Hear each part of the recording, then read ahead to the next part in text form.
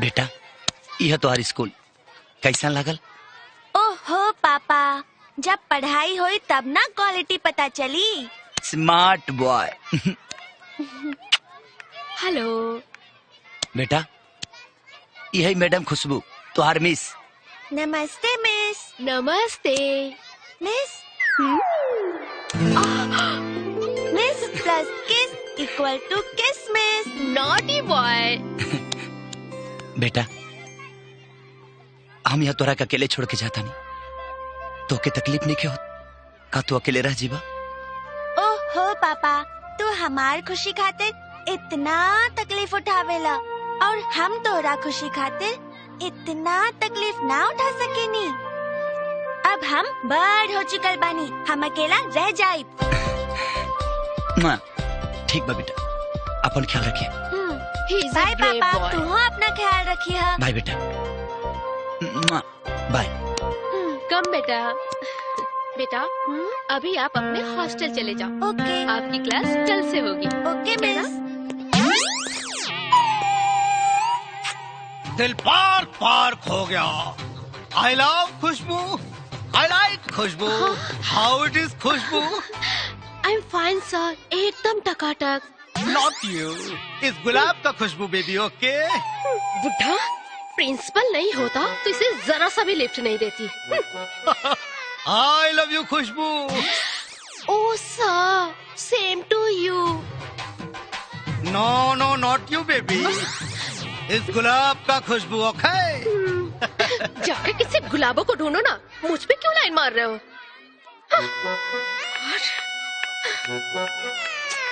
Darling, I am silent lover. Okay, slow poison की तरह slowly दिल को डैमेज करता हूँ। ओके, आई लव यू। आई मैं बुढ़े लोगों को आई लव यू नहीं बोलता हूँ, सॉरी। हाँ, अब ये सिर्फ लव यू ही होगा या फिर पढ़ाई भी होगी? मेरा क्लासरूम किधर है? ओके ओके बेटा, तुम्हारा क्लासरूम उधर है। Okay, go to your class. Okay, oh my god, very danger boy.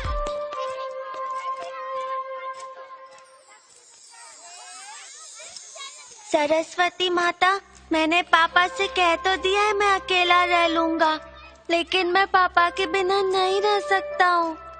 आप तो सबकी माँ हो, आप प्लीज मुझे मेरी माँ से भी मिला दो ना सरस्वती माता, प्लीज। देखा हमारे दोस्त का स्कूल है।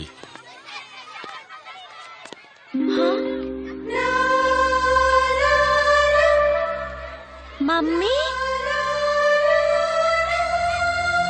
लगता है मम्मी पापा से नफरत करती हैं। अगर मैंने उनको अपने बारे में जाके बता दिया तो शायद वो मुझसे बात भी नहीं करेंगी।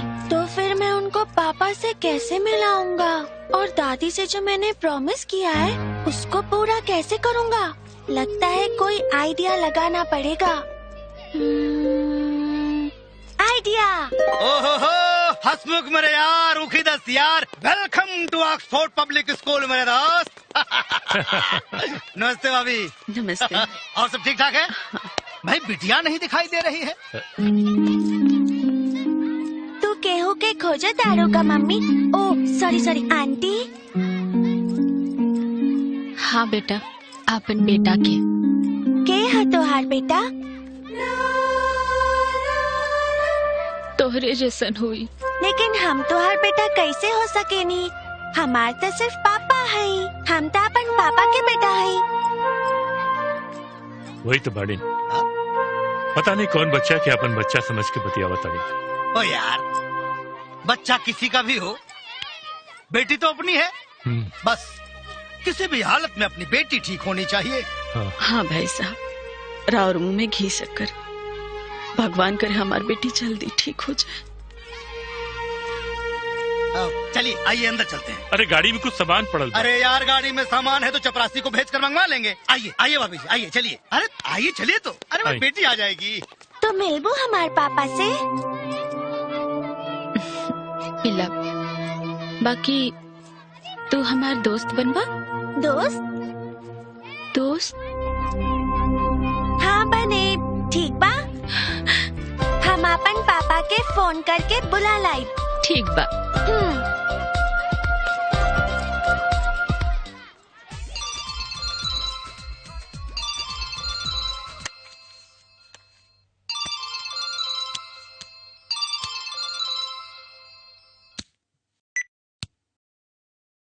हेलो पापा। हाँ बेटा। पापा हम रहुआ के अपन एक खास दोस्त से मिलावल चाहता नहीं, बहुते खास दोस्त। अच्छा, लेकिन बेटा हम रिकॉर्डिंग में बनी। आ जाए ना प्लीज, और आते वक्त हमारा माउथ ऑर्गन ले आए। ठीक बा बेटा, हम ले आए। ओके पापा, थैंक यू। बाय बेटा।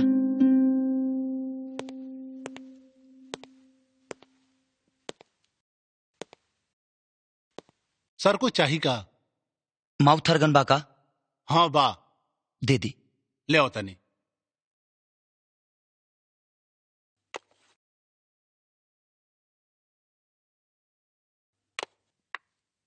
माउथ ऑर्गन बा? एके गो बा। तो हम कहा दूगो मंगले बनी, पैक कर दी। पर ई त इनकरा के दे देले बनी।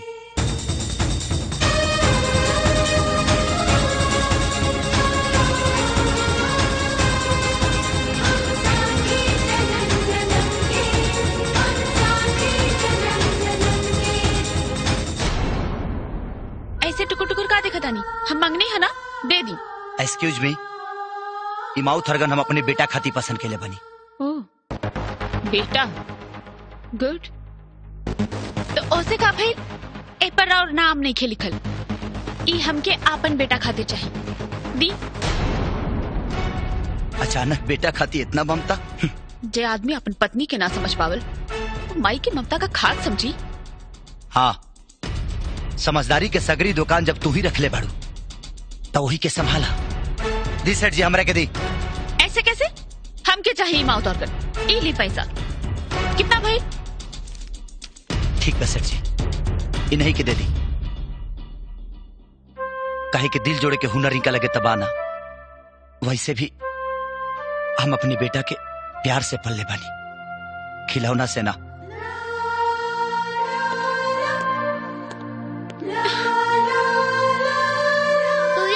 हम लोग खेलते। मुझे नहीं खेलना, तुम लोग जाकर खेलो। ठीक है।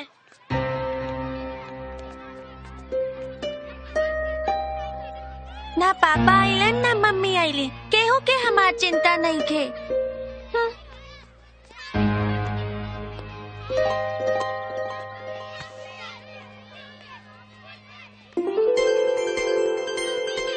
सॉरी। चॉकलेट? माउथ ऑर्गन कहाँ बा? बेटा हम आउत रही तो रास्ता में हमारे को बिलाई रास्ता काट दलसिया, यही से तो हर माउथ ऑर्गन।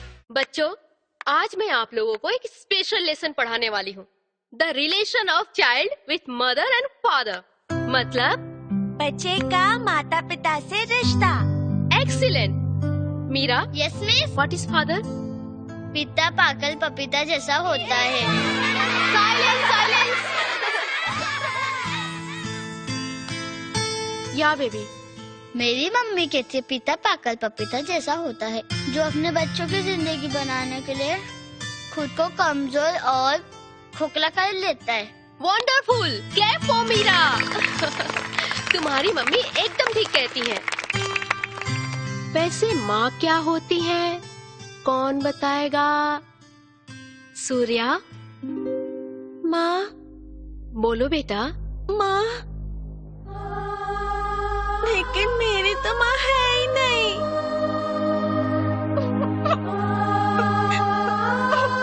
सो सॉरी बेटा, बट तुम्हारी मम्मी कहाँ है? पापा कहते हैं मेरी मम्मी मुझसे नाराज होकर चली गई। नहीं बेटा,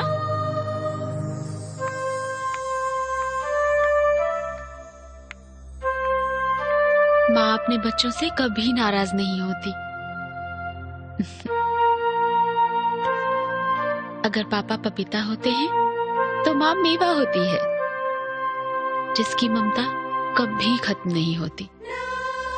माँ वो होती है जो अपने आंखों में दुख का दरिया समेट कर भी अपने बच्चों पर खुशियां बिखेरती है। माँ वो होती है जो मरने के बाद भी अपने बच्चों की लंबी उम्र की कामना करती है।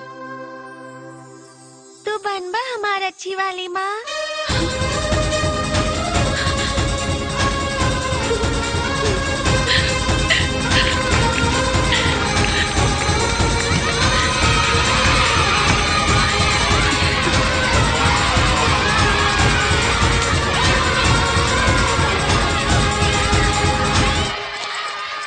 ये हमके दे दा।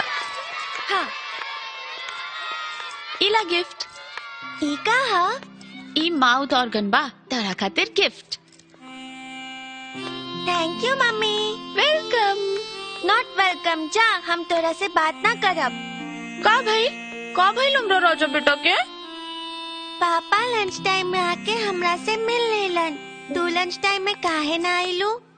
सॉरी बेटा, एगो ऐसा मनहूस शक्ल से मिल गई नी कि गाड़ी के टायर पंचर हो गई, यही से ना पवनी। सच्ची? मुच्ची।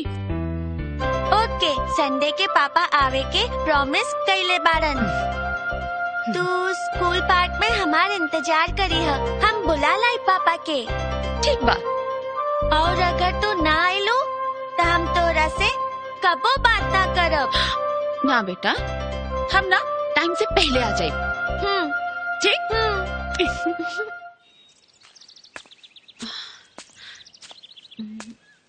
सूर्य अभी तक आए ना आए।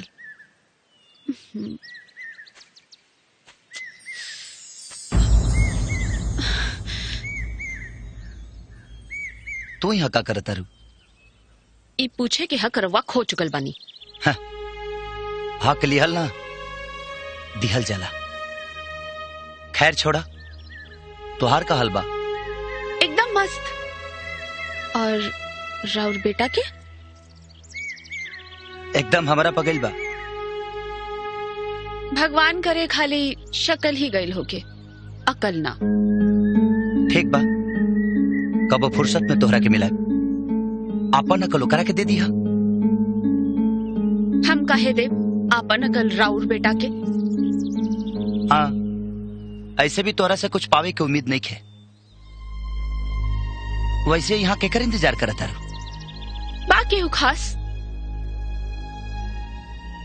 और रवा? हम जेकरा के दिलो जान से चाहिए, जे हमारा दिल के धड़कन बा, ओकरा इंतजार करता नहीं। अब यो दिल बार रवा लगे।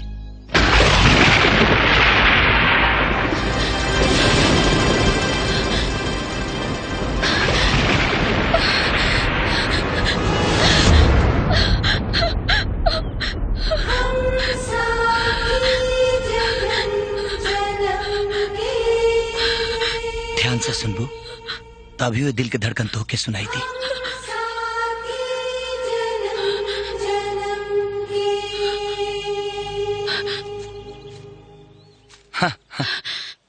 बड़ा ताजुब होता कि दूसरा पर बिजली गिरावे वाला अब यो बिजली के चमकला से डराता। बिजली के गिरवले बा? आपन जमीर से पूछी।